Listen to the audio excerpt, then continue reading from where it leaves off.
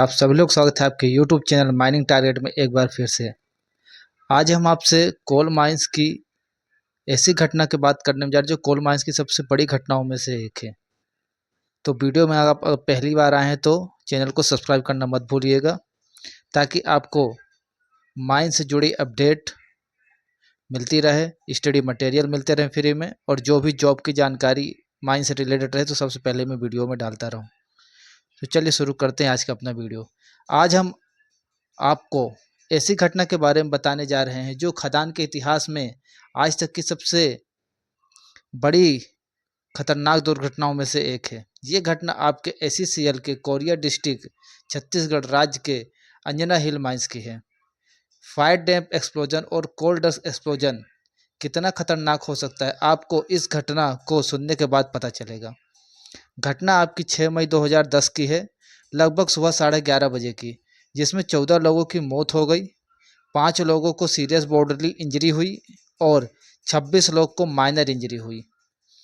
इसके बाद government of India ने कोर्ट ऑफ इंक्वायरी का गठन किया, जिसमें जस्टिस P विश्वनाथम, जो फॉर्मर हाई कोर्ट जज कर्नाटक के थे, वो चेयरमैन थे इस कोर्ट ऑफ इंक्वायरी के। और इसमें जज को शामिल किया जिनका नाम था श्री SK दुबे और श्री SK मर भी थे। 3 जजों की मीटिंग थी, इसमें 3 जज शामिल थे। अंजना हिल माइन में ऑफिसर को मिला के 1150 लोग काम किया करते थे। उस समय रेस्क्यू स्टेशन मनंदगढ़ में हुआ करता था, जो कि अंजना हिल माइन से 40 किलोमीटर की दूरी पे था। यहीं पर गैस का एनालाइज किया जाता था।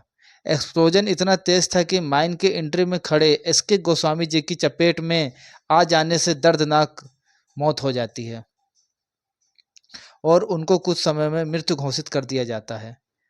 अंजना हिल माइन में किस मेथड से काम किया जाता है, आइए उसके बारे में बात करते हैं। अंजना हिल माइंस में बोर्ड एंड पिलर मेथड से काम किया जाता था।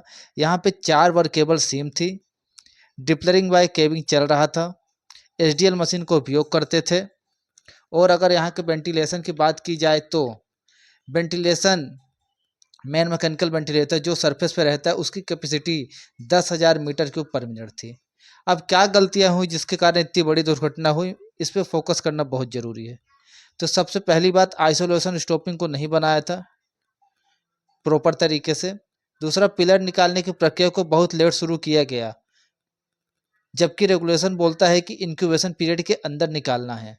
ब्लास्टिंग गैलरी मेथड का उपयोग किया गया, जो बोर्ड एंड पिलर मेथड के खिलाफ था। वर्किंग से कोल डस्ट को नहीं निकाला गया और समय समय पर वाटर स्प्रे को भी नहीं किया गया। हार्ड रॉक कवरिंग को कम रखा गया। लार्ज क्वांटिटी में एक्सप्लोजिव को स्टोर किया गया अंडरग्राउंड में। जब पैनल A1 में काम कर रहे थे तो पोर्ट होल क्रिएट हो गया, जिसको समय में फिल नहीं किया गया, जिसका नतीजा ये हुआ कि स्पॉन्टेनियस हीटिंग भी होने लगी थी। जो पैनल A1 में आइसोलेशन स्टॉपिंग को बनाया था उसकी कंडीशन बहुत पुअर थी, जिससे CO का लीकेज हो रहा था। 2 रेस्क्यू टीम और 2 बिना ट्रेंड रेस्क्यू वर्कमैन को अंदर भेजा, जबकि मैनेजमेंट जानता था कि नीचे कितना खतरा है। अब बात करते हैं जवाब में मैनेजमेंट ने क्या क्या कहा, तो सुनिए। CMR 1957 के रेगुलेशन 119 के तहत अगर मैनेजर परमिशन दे तो किसी भी व्यक्ति को सैंपल लेने के लिए भेजा जा सकता है, कॉम्पिटेंट पर्सन को। इसलिए हमने लाल बहादुर को सैंपल लेने भेजा, जो कि वहीं पे कुछ समय बाद उसकी भी मृत्यु हो जाती सैंपल लेते समय। अगला, डिग्री फर्स्ट माइन में गैस का खतरा बहुत कम रहता है लॉ के अनुसार, इसीलिए डिग्री फर्स्ट माइंस में ओल्ड और डिसयूज वर्किंग का इंस्पेक्शन करना कंपलसरी नहीं रहता है।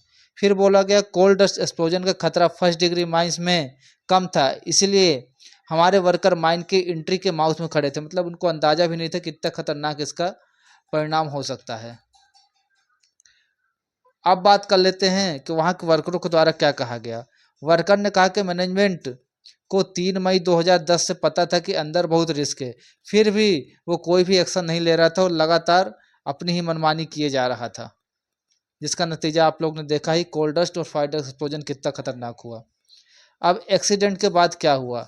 एक्सीडेंट के बाद कोर्ट ऑफ इंक्वायरी के चेयरमैन की मौजूदगी में एयर सैंपल लिया गया, जो कि अपना 2 अप्रैल 2011 को लिया गया। ठीक है, ये डाटा आपका क्या है एयर सैंपल में, देखिए फ़ोटो में मैं आपको दिखा रहा हूँ। तो मैं आशा करता हूँ कि इस वीडियो से आपको काफ़ी कुछ समझ में आया होगा कि कैसे घटनाएँ हो सकती हैं, क्या-क्या गलतियाँ हुईं। ठीक है, तो इससे सीखने को मिलता है जो माइंस में काम कर रहा है, ठीक है, या तो भविष्य में करने वाला है, तो घटनाओं से हम सिर्फ सीखते ही हैं। चलिए ठीक है वीडियो फ्रेंड, ऐसे ही और वीडियो के लिए आप चैनल को ज़्यादा से ज़्यादा लाइक, सब्सक्राइब और शेयर कर दीजिए।